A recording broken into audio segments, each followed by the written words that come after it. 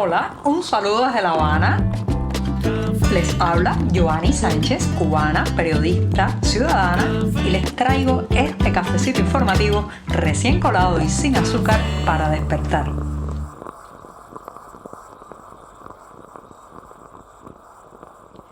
Viernes, que te quiero viernes. Llegó ese último día de la semana en que comparto con ustedes no solo un café amargo, sino también las noticias más importantes de esta isla, la Cuba profunda, la Cuba cotidiana, la Cuba que tantos dolores de cabeza, pero también esperanza nos da. Hoy estoy con el buchito ya servido en este 26 de julio de 2024, una jornada que ha amanecido muy cálida aquí en la capital cubana, una capital en que intentan recoger parte de la basura acumulada de cara a los festejos oficiales por el 26 de julio y sin embargo no lo logran porque sencillamente las montañas de desperdicios son enormes, así que ni siquiera para esta fecha han podido sanear la capital cubana. Me voy con este buchito mañanero, buchito sin azúcar, buchito para espabilarme informativamente.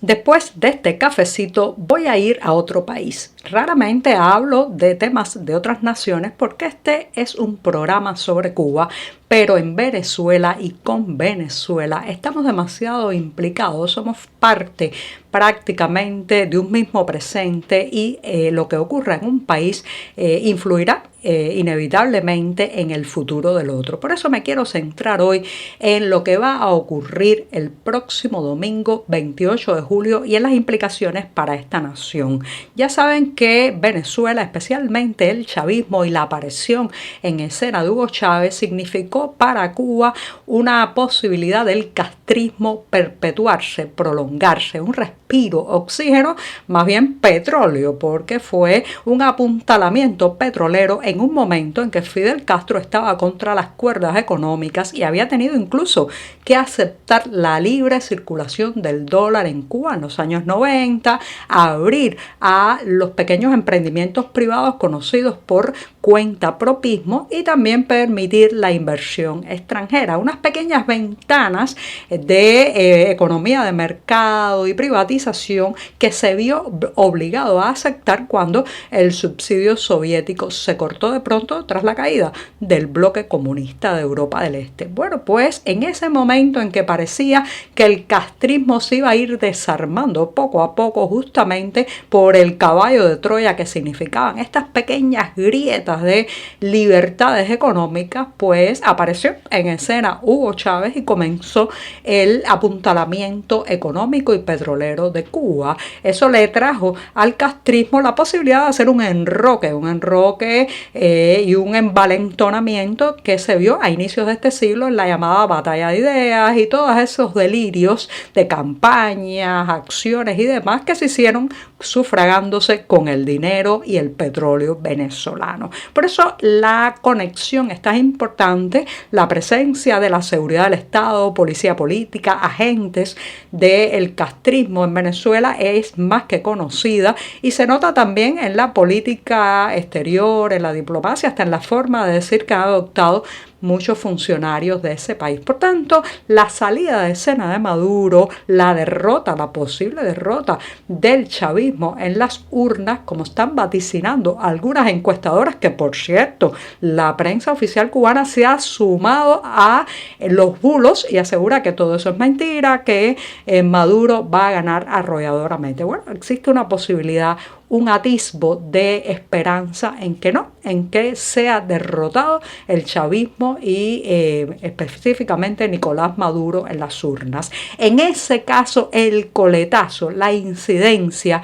el efecto en Cuba se hará notar. Es cierto que en los últimos meses y años ha disminuido la cantidad de petróleo venezolano que llega a la isla y que La Habana se ha estado preparando de cara a la posible derrota del chavismo, pero el efecto presupuesto y el golpe diplomático de alianza. Recuerden que este es el club de los monstruos de este hemisferio, conformado fundamentalmente por el régimen de Daniel Ortega en Nicaragua, Nicolás Maduro en Venezuela y el castrismo aquí en Cuba. Entonces, la pérdida de uno de esos eslabones evidentemente resta fuerza a los autoritarios, resta fuerza a los que llegaron al poder y se quieren quedar en él, resta fuerza a los grandes depredadores de la libertad de expresión, las libertades ciudadanas y los derechos humanos en esta parte del mundo. Eso será un golpe duro para La Habana. Además de eso, aunque haya habido una disminución de los recursos que esta garrapata de sistema le saca a Venezuela, todavía siguen saliendo ingentes mercancías, dineros y petróleos de ese país destinados a sostener la dictadura cubana. Por tanto, sí va a haber un golpe, pero el golpe principal, ¿saben cuál es? El simbólico, el que vamos a leer todos los cubanos dentro de la isla, que desde la ciudadanía, desde la unión, desde la confluencia, desde el limar las diferencias, las asperezas y las contradicciones, se puede derrocar a un régimen autoritario desde el pacifismo también. Por tanto, esa lectura en un momento en que además el régimen cubano está de capa caída por el golpe económico y la crisis que está viviendo, que ni siquiera parece mucho dinero para sus campañas y su propaganda, eso es una lección que los cubanos tenemos que saber leer las claves de un pueblo como el venezolano, que se ha lamido las heridas, se ha recompuesto y está peleando voto a voto por salir de esa noche oscura que ha sido el chavismo degenerado en un régimen autocrático y violador de los derechos. Así que estemos atentos y pendientes de las urnas venezolanas, porque allí también se decide el destino de esta isla. En medio de la delicada situación epidemiológica que estamos viviendo debido al verano, el aumento de las temperaturas, las lluvias, la acumulación de basura por todos lados y la ineficiencia del aparato estatal para recoger estos desperdicios de las calles y sanear las ciudades y los pueblos, en medio de eso cada vez son más frecuentes historias muy tristes, historias de personas que llegan a los cuerpos de guardia de los hospitales, a los policlínicos, a lugares de atención sanitaria y se encuentran con el hecho de que no hay medicamentos, no hay insumos para tratarlos, pero también falta personal sanitario para poder enfrentar las contingencias. Lamentablemente cada vez escuchamos más historias de personas que mueren, personas jóvenes que mueren en una situación en que se les hubiera podido salvar la vida si hubiera aparecido a tiempo la ambulancia, el combustible para transportarlo en un vehículo, la jeringuilla para inyectarlo, el catéter para hacerle un tratamiento. Se acumulan los desperfectos del sistema de salud pública cubano y también lamentablemente cada vez se pone más peso en el paciente y los familiares que lo acompañan. Señoras y señores, la expectativa de sobrevivir en una emergencia médica se centra ahora mismo en este país en la fuerza, el impulso, la capacidad que tenga el acompañante del paciente. Hay que decirlo así por lo claro. Si usted está acompañado de una persona que hace valer sus derechos, que empuja, reclama, grita, hace un escándalo en un cuerpo de guardia, bueno, pues sus expectativas de sobrevivir a una emergencia son mayores. Por tanto, es muy duro saber que más allá de los derechos que tenemos como pacientes en un sistema sanitario que todos pagamos de nuestros bolsillos, la vida o la muerte dependen del empuje, la energía prácticamente de la persona que está junto a usted en ese cuerpo de guardia, porque simplemente los recursos son muy limitados, también hay mucho desgano, lamentablemente en parte del personal médico, no todo, están hastiados también de los bajísimos salarios, las malas condiciones de trabajo, el deterioro de las instalaciones y de la infraestructura médica, en ser ellos el farallón que se enfrenta cada día a la indignación y el malestar de las personas que acuden a estos centros hospitalarios mientras el Estado no les brinda los recursos y las comodidades necesarias para hacer su trabajo. Pero amén de eso, hay una proporción evidente entre aquellas personas que tienen familias que pueden financiar sus tratamientos y tienen familias que llegan a estos lugares y plantan y gritan y llaman a la policía y hacen escándalos. No debería ser así, pero lamentablemente así funciona. Por tanto, conozco muchas personas que están ahora mismo preparándose para una emergencia médica y más allá de las agujas, del hilo de sutura, lo que buscan, preparan es a un pariente, a un familiar, a un acompañante que pueda hablar alto y claro, que pueda exigir, ¿cómo se dice en buen cubano? Que tenga espuelas para lidiar con el sistema de salud pública cubano si acaso le pasara alguna emergencia a esta persona.